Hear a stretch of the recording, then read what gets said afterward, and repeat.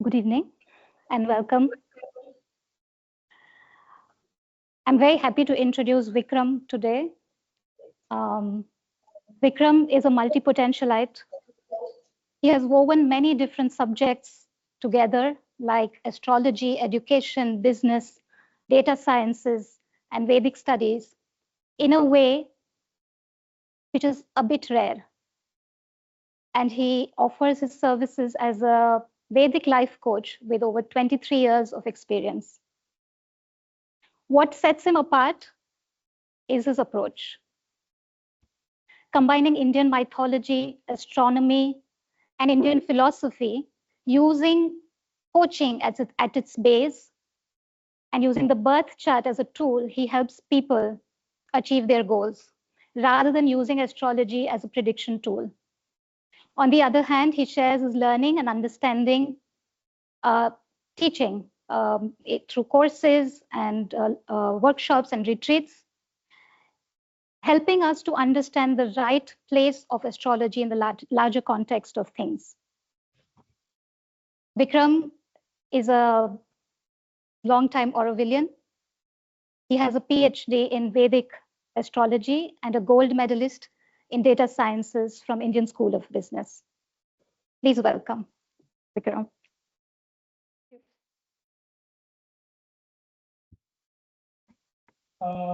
Okay, so just to get a sense of the room, how many of us know astrology, practice in some way? Whatever, beginner, medium, advanced, anything. But I'm talking about astrology, not Sunday newspaper astrology. That's the beginning point. That's the beginning.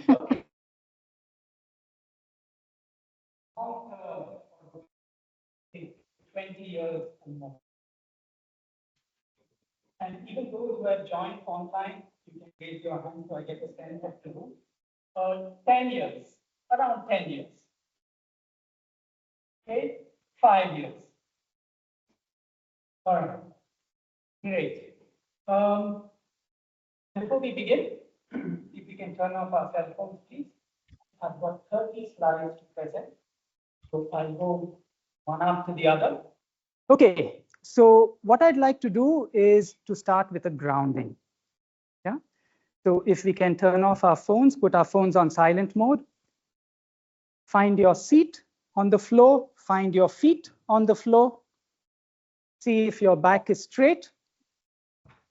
If you're comfortable, you can close your eyes or lower your gaze. I'm closing my eyes and bring your attention to your breath.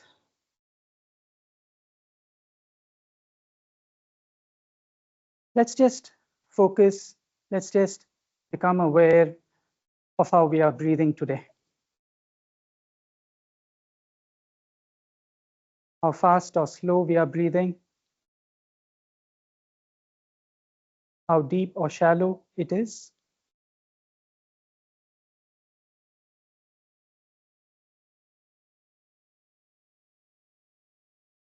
Let's use the breath to come into the present moment.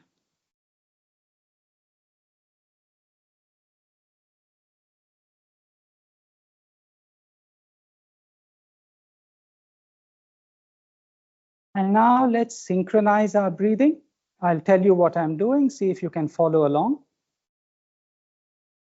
I'm breathing in and breathing out. Breathing in and letting go. One more time, breathing in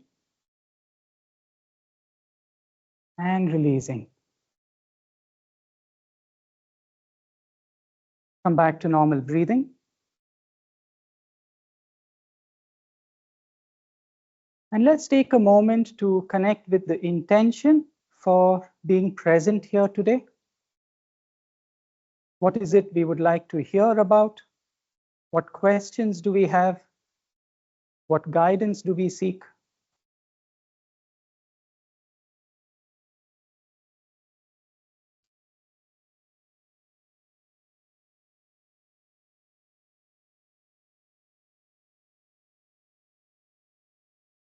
And with that intention in mind, let's say a small prayer, silently in our own words, calling upon the highest, the most divine, to come and be with us, to guide us, to protect us, and to show us the way.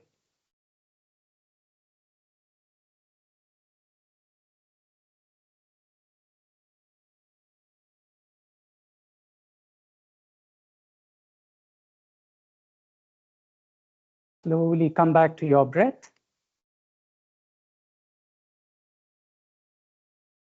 Become aware of where you are seated. And when you're ready, you can open your eyes.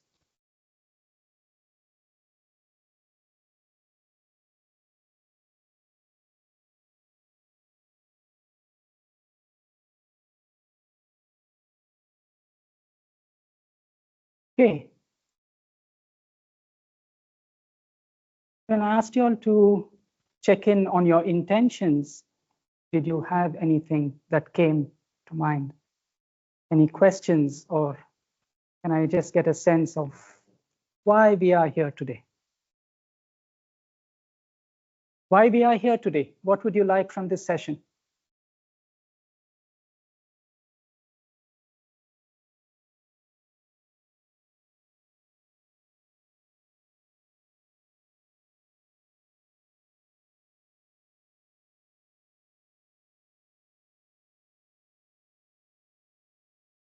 Thank you. So how can we go out of the crisis, and how can we achieve the aims of Auroville?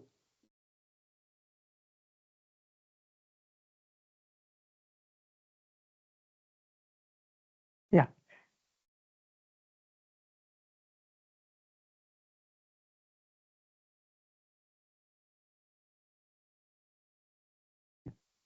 Okay.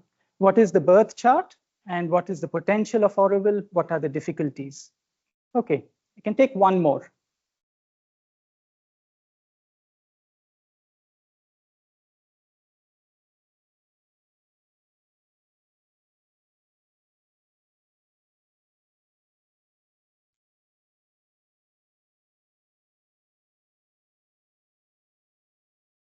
Okay, so we have some pioneers here in the room who have been here from the very start, and they are very happy and grateful to be here with us today. Thank you. Okay. I think I'm going to answer your questions to the best of my capacity. Okay, super.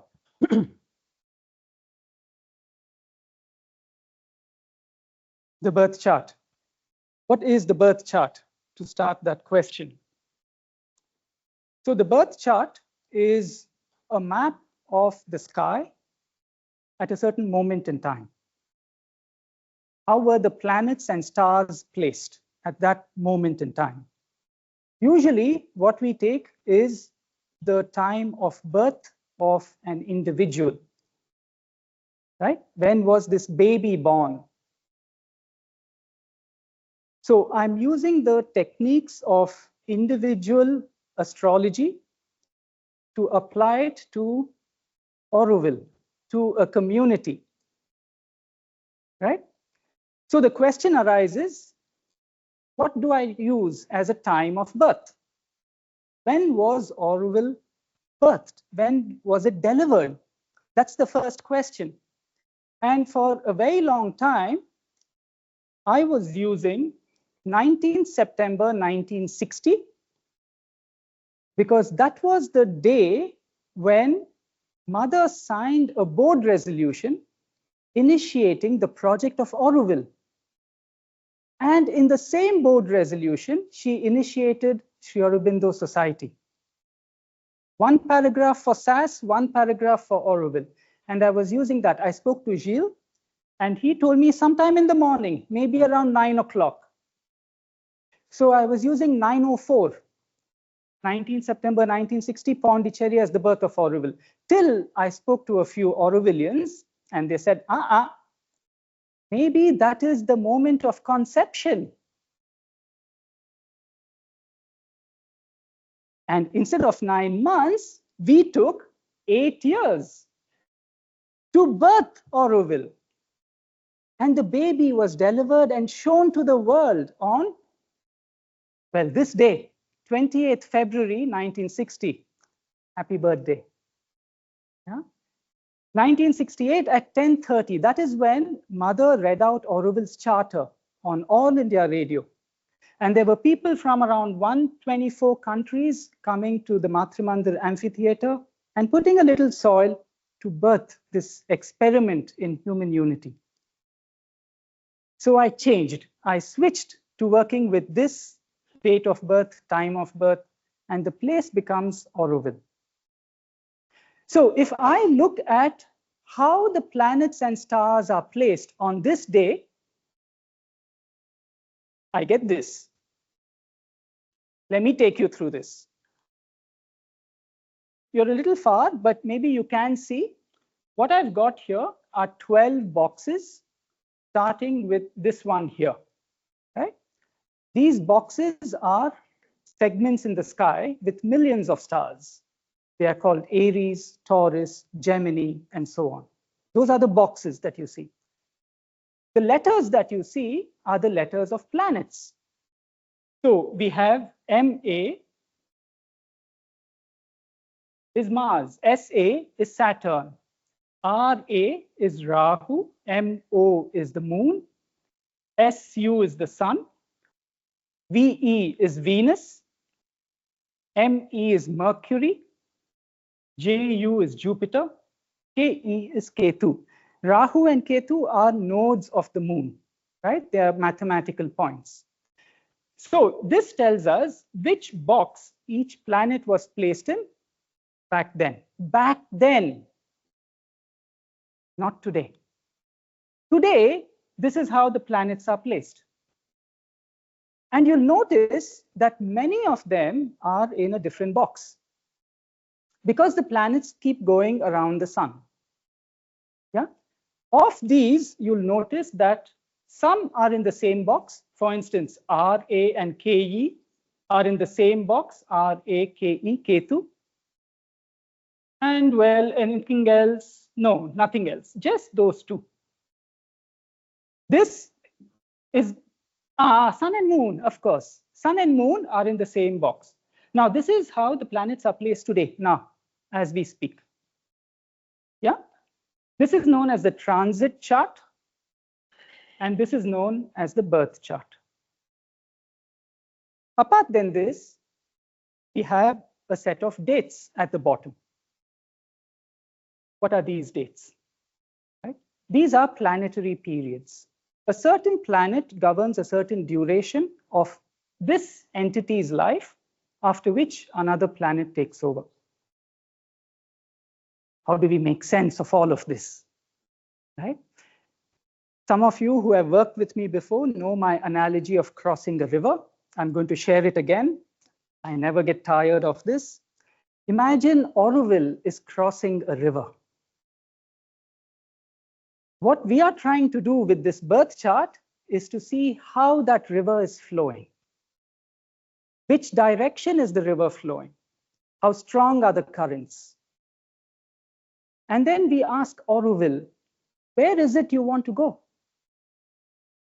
If Auroville says she wants to go downstream, then we say, great, lie on your back and the river will take you there. If Auroville says, I want to go upstream, we say, great, let's build a boat.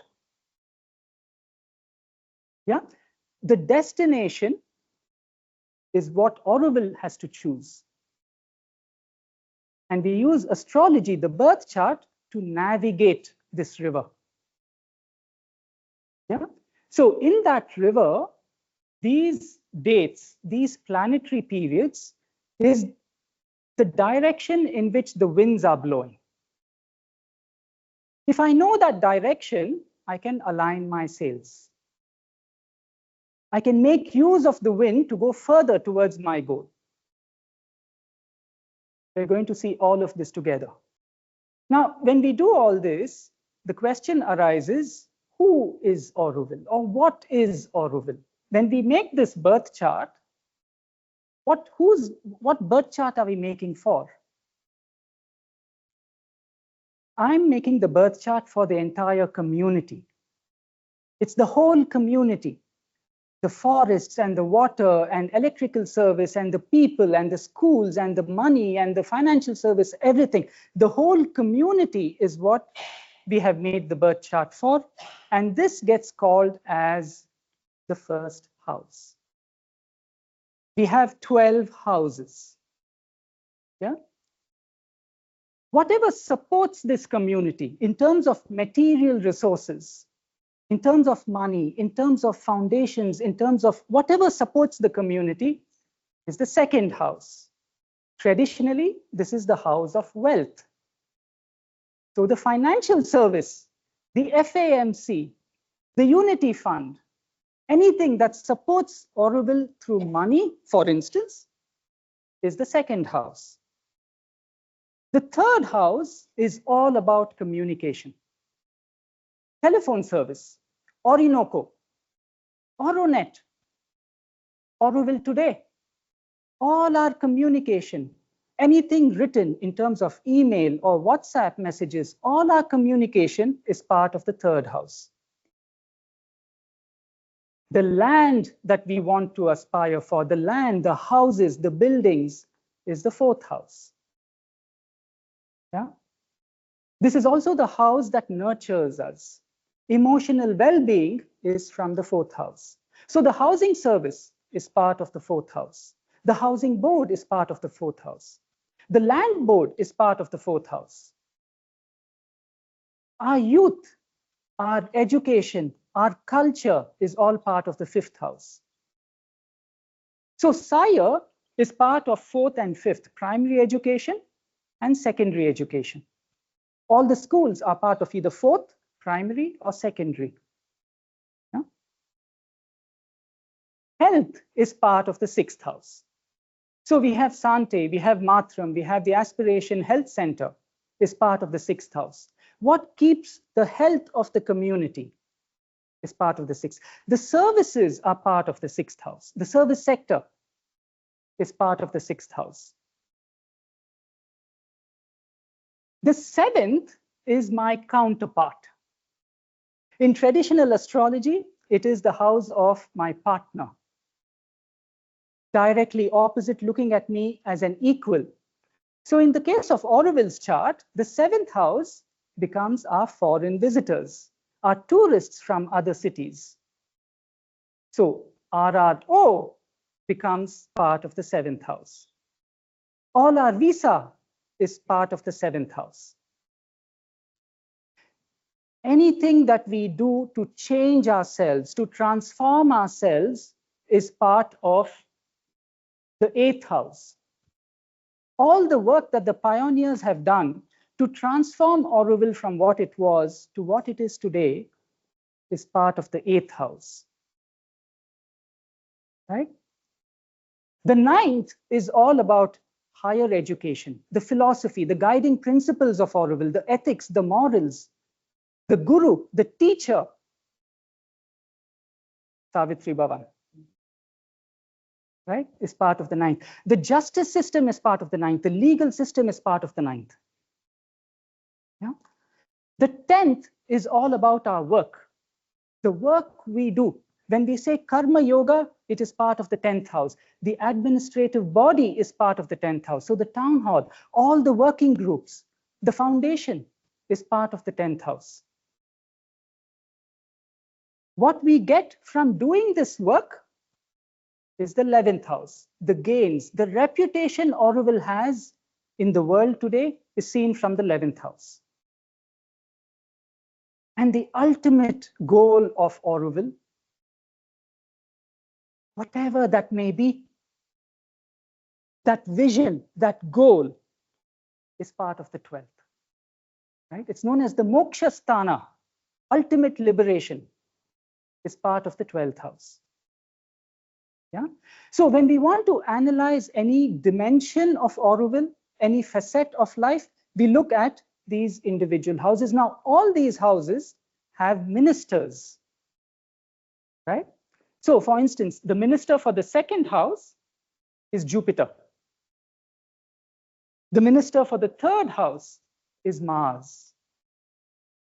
So we look at how the house is placed and how the planet is placed to analyze a certain area of an individual, or in this case of Auroville. Now, when I say Auroville, I'm speaking of the entire community and not of certain groups.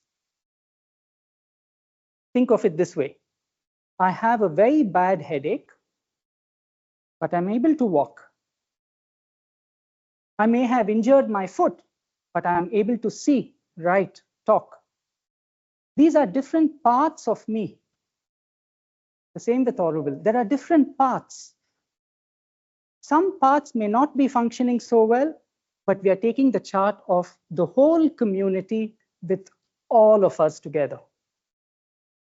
So what I'm going to share next, it may not apply to you at an individual level, right? We need to think of it as a community. Before I do that, what Sri Aurobindo said about analyzing a horoscope is that character can be much better understood from a birth chart than events. Character of an individual rather than what this person does or does not do. So let's try to understand the character of Auroville first.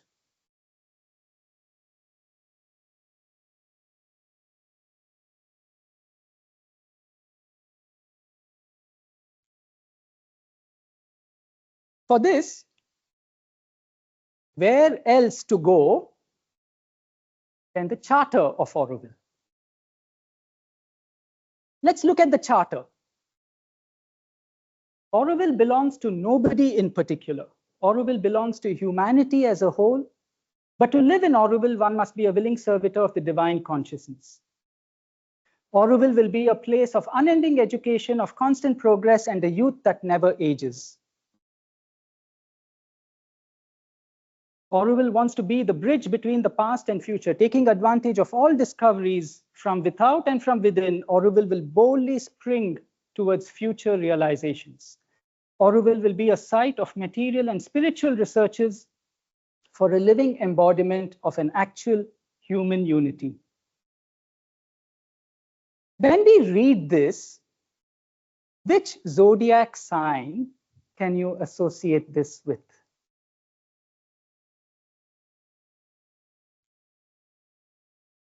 Which zodiac sign? We have 12 signs in the zodiac: Aries, Taurus, Gemini, Cancer. Which zodiac sign can you associate the charter with? Without any doubt, it is Aquarius. Aquarius. But look at this. Look at the words Mother has used. There can be no debate around this point. Belongs to humanity. Which other sign would say that? A willing servitor. It is the water bearer that is serving water to everybody in the village. The archetype of Aquarius. Unending education. Aquarius is an air sign, believing in education. A youth that never ages. It's a handsome, naked youth that is serving water. Boldly spring towards future realizations. Research, human unity, these are all key words of Aquarius. And what do we find in Aquarius? The sun and moon. The sun and moon is in Aquarius.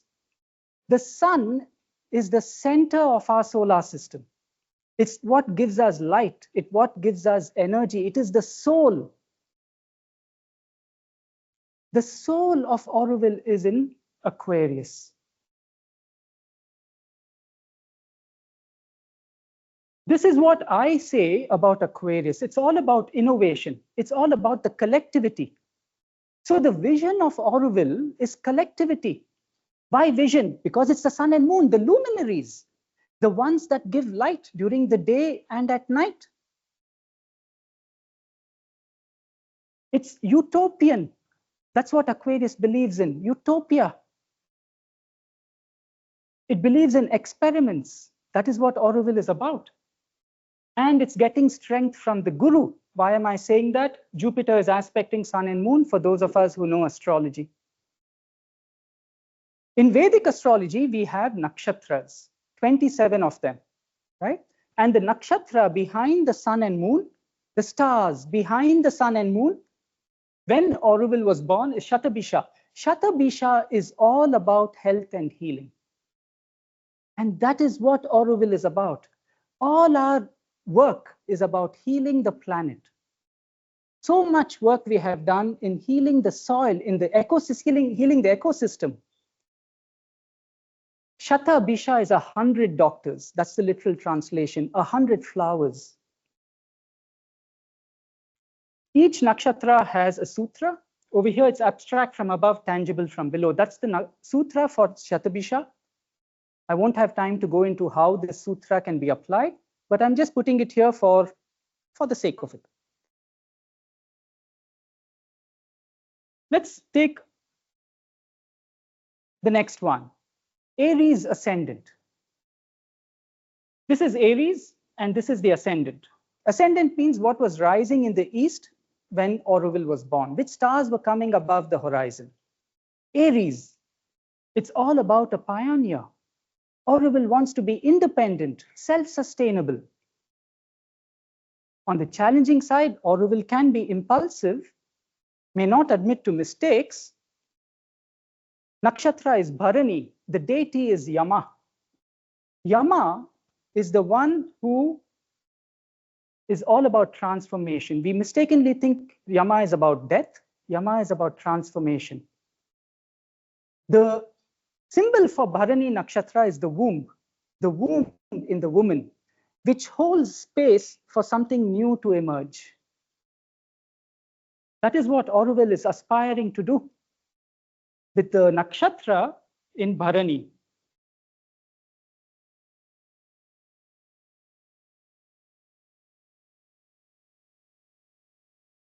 Jupiter is placed in Leo. This is Jupiter, and Jupiter is placed in Leo. Jupiter is all about royalty and confidence, placed in the king sign. Leo is the king of the zodiac. So I'm calling this as the influence of a visionary leader. Jupiter is the guru, the teacher, placed in the highest point in the zodiac, in the king sign, in the palace. I'm associating this with the philosophy of Sri Aurobindo.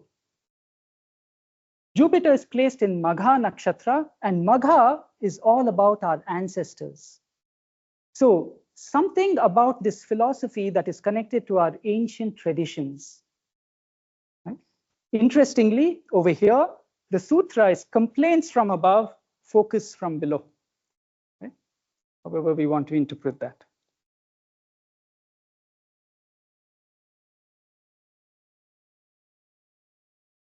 Mercury is the planet of intelligence. Placed in Dhanishta Nakshatra, the nakshatra of wealth. Auroville has intellectual wealth. That is our strength, our intellect. The Vasus, these are the deities of Dhanishta Nakshatra. They are said to be able to conquer anything. If we use our intelligence, we can conquer anything.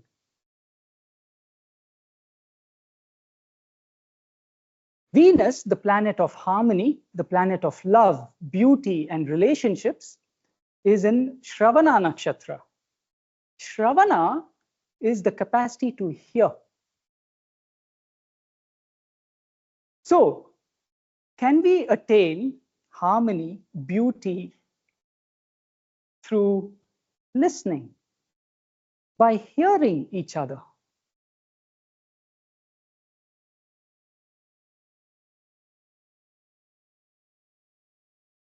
Three planets are in Pisces over here: Mars, Saturn, and Rahu.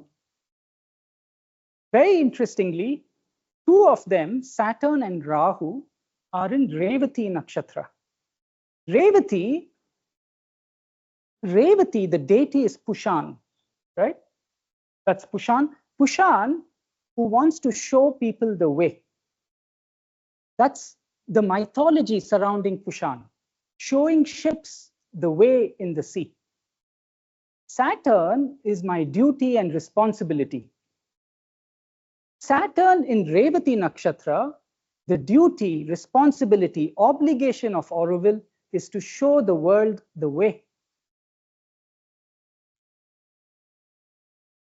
Sadly, Rahu is also placed there, and Rahu causes confusion.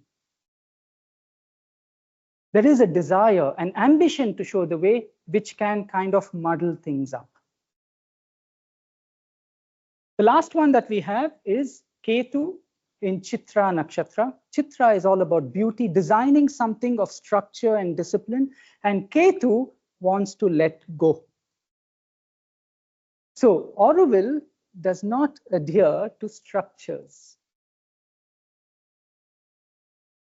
There's a detachment from the conventional structures, logic, and perfectionism. This is a very brief look at the chart.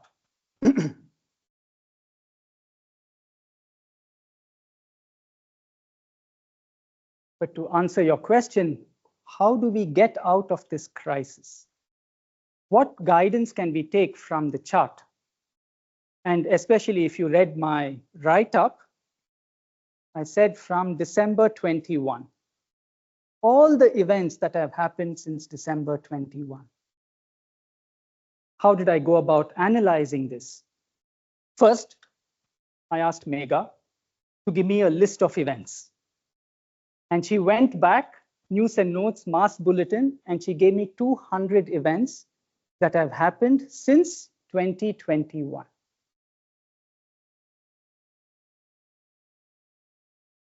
Starting from before the secretary was appointed, looking at the walk along the Crown Road, looking at the youth center event. We looked at the land exchange efforts. We looked at working groups that have shifted management, all the cases that have been filed, all the land disputes that have taken place, all the trees that have felled, all the roads that have started development, the Mathramandir lake work that began, Oro Orchard land exchange, the new policies for admission and termination, all the visa issues many have faced, the DCG that came into existence, the GST mess that we are in, Auroville email ID becoming the official ID.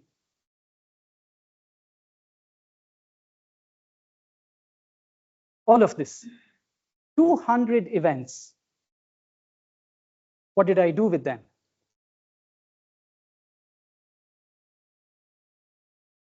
First, I took these events and put it against a timeline with the actual date. Sometimes the date was not clear because it gets announced in News and Notes on some time, but it actually happened before. So approximately, but where the date was known, I put the actual date. Over here, I'm showing you only the month and year, right? So 1 is January, 20 is 2020. So I put all the events, I put the timeline, and then I checked what's happening in the skies above. Right? Were there conjunctions? Were there retrogrades? Was there an eclipse? Was there some planet changing signs? What's happening around that time? Right? Even that I did date-wise.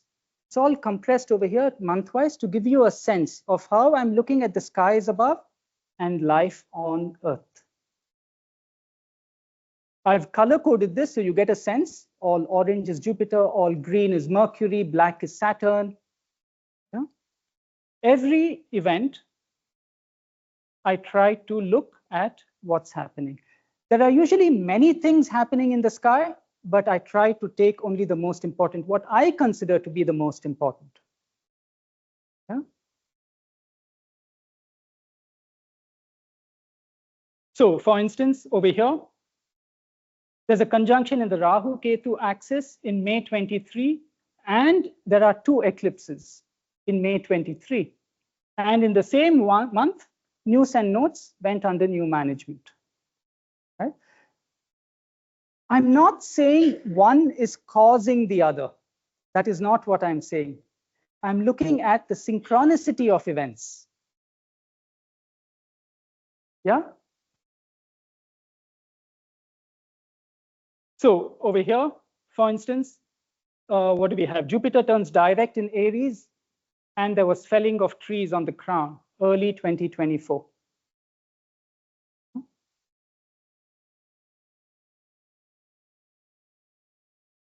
And I stopped at 2024. I didn't go into 2025. Looking at all these events, what can we say? If you see the birth chart over here, looking at all these planets, we have 3 planets that we need to pay special attention to.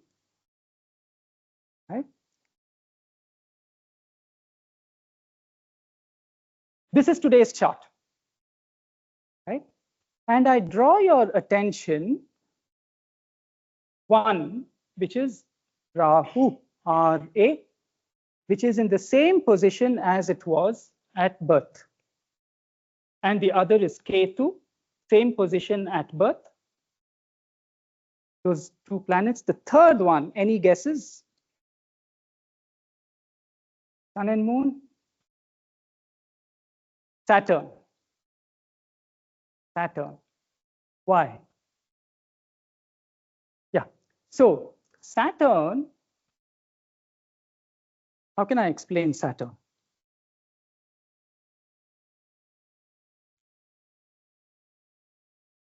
Yeah, Saturn over here is over here. It's not in the same, I'm coming there. So you see Sun and Moon are over here in this box. In Vedic astrology, when Saturn comes to the box behind Sun and Moon, and then when it comes into the same box as Sun and Moon, and then goes to the next box after the Sun and Moon, is known as Sade Sat. Sade Sat means 7.5. 7.5. Sade Sat. Why 7.5? Saturn spends 2.5 years in this sign, 2.5 years over here, 2.5 years over here. Right? 2.5, 2.5, 2.5, making it 7.5 years. We have 2 teachers in astrology. Teachers, Saturn and Ketu. Rahu is not a teacher. I'll come to Rahu. When Saturn and Ketu come into play, they are trying to teach us something. What are they trying to teach? We need to understand Saturn. The best way we can understand Saturn is from the tarot deck.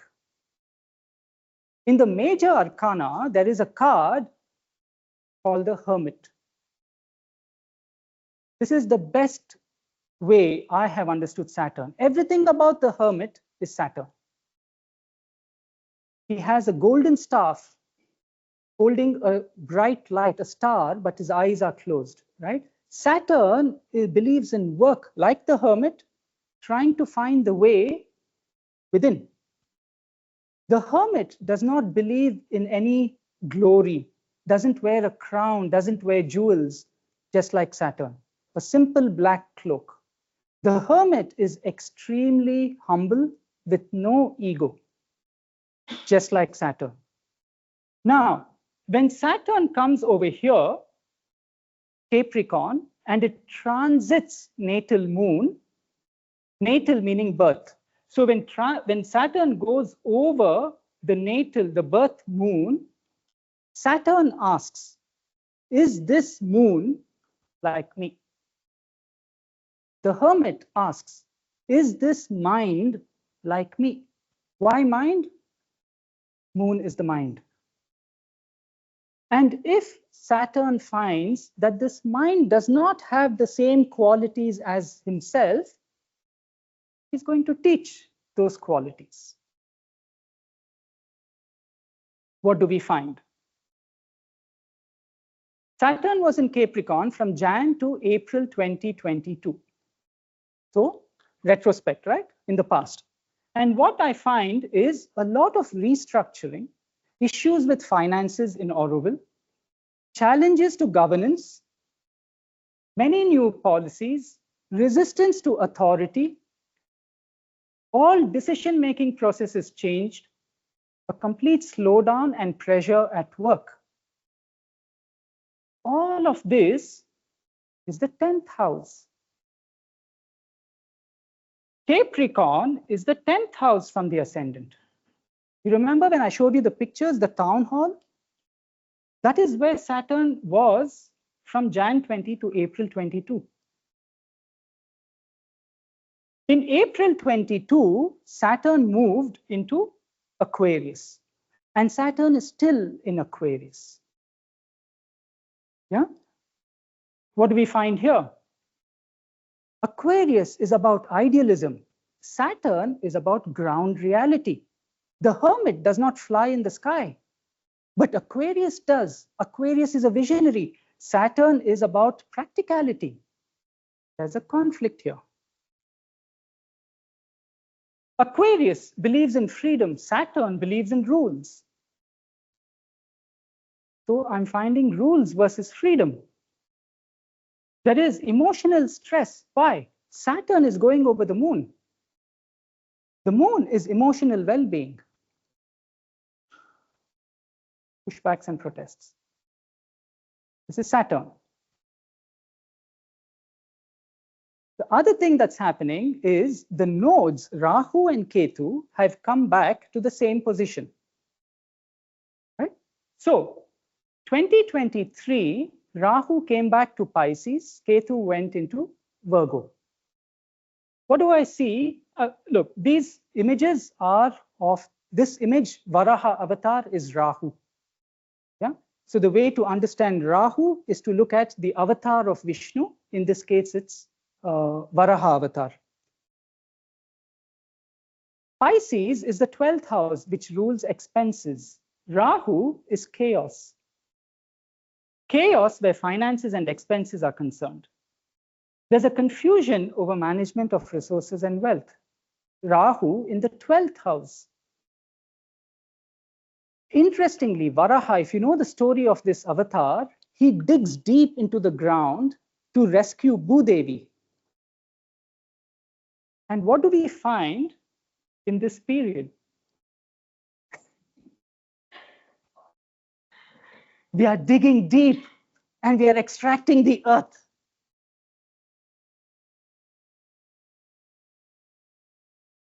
Ketu in Virgo, Ketu is Matsya avatar. If you know the story, Matsya, the best way to know Ketu is Noah's Ark. It's the story of Ketu, where Ketu, Matsya, takes the tribe to another land. Right? In the 6th house, Virgo, Ketu is bringing up legal battles. Internal conflicts, part of the 6th house. Ketu is over here. From the ascendant, it's the 6th house. There's a resistance to structure and discipline. Ketu wants to let go of structure, but Virgo wants structure. So there's a conflict over here. There's a loss of control over assets, exposure. Just basically letting go of the old is what Ketu is bringing up here. So if I put the two together, I'm getting spiritual values versus ground level reality. The two are not aligned. There's a karmic shift. Whenever the nodes gets involved, there's a karmic shift. Yeah? In the way we look after our resources, part of the 2nd and 12th houses.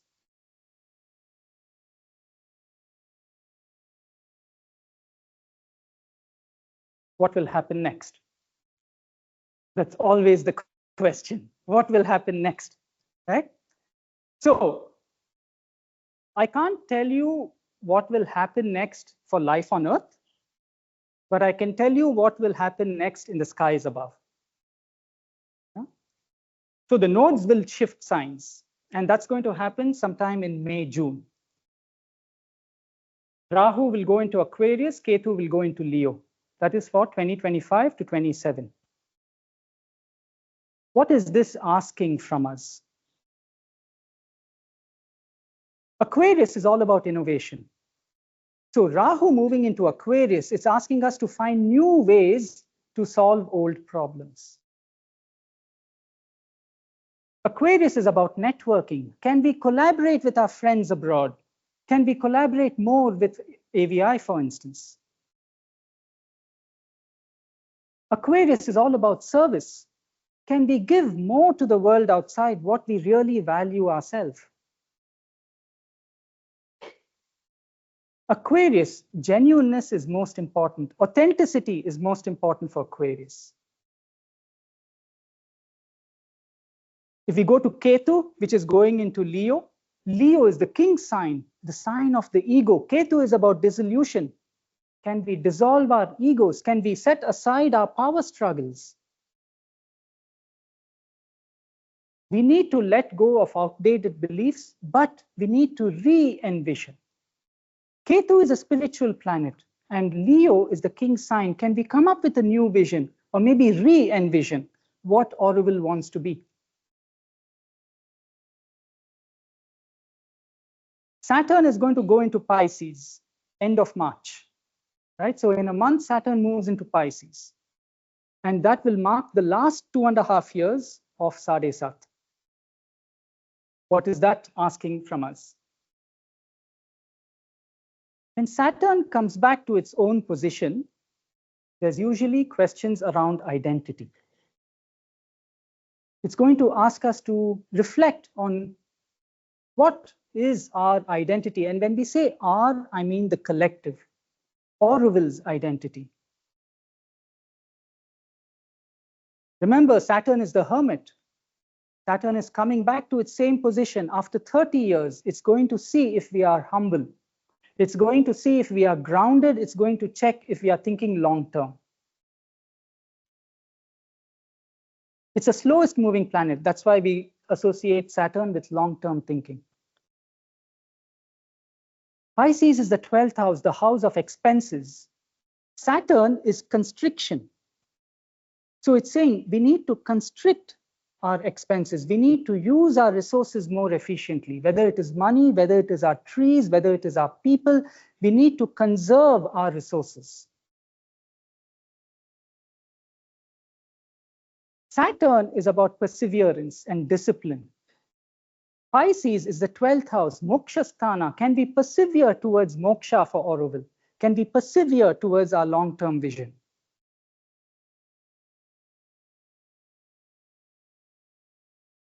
In Pisces, there is Mars, right? This one, MA, Mars. Saturn is going to transit natal Mars. We need to resolve our conflicts as soon as possible.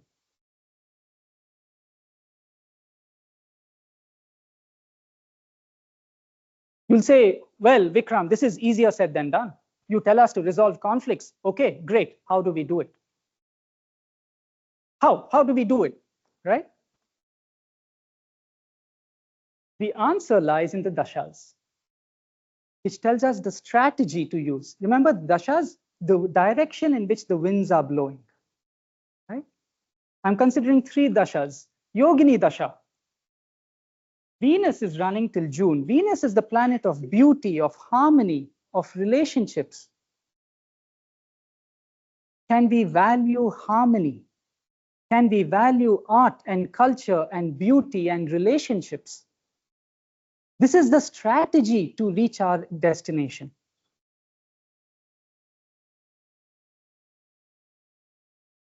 Everywhere, guys, everywhere, let there be harmony. Let us be kind to each other.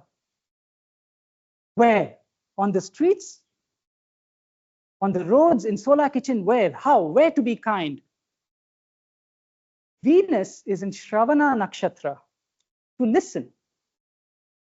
Can we listen to each other? Can we hear each other out? Can we mediate our conflicts by listening to each other? There's another thing that's pointing to the same thing, which is if I consider Vimshottari Dasha, what is running is Mercury till November 27, and Mercury is all about communication. Can we be kind when we send emails to one another? Can we be kind when I get WhatsApp? Oh no, when everyone gets WhatsApp messages? Can we be kind in our communication? Mercury is all about learning something new. So this period till November 27, Mercury is saying you need to learn something new. What is it that we can learn?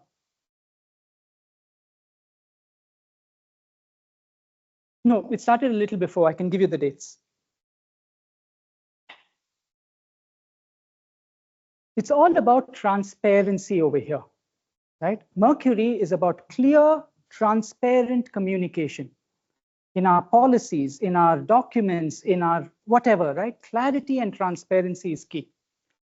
There's also Charadasha, and Charadasha is about Sagittarius. Sagittarius is about thinking big. So we should envision a new beginning. Sagittarius is the 9th house, so we need to resolve our legal disputes as soon as possible. And if you remember, Sagittarius is associated with Savitri Bhavan. So something about integral yoga over here is also playing a huge role. This is the strategy for reaching our destination.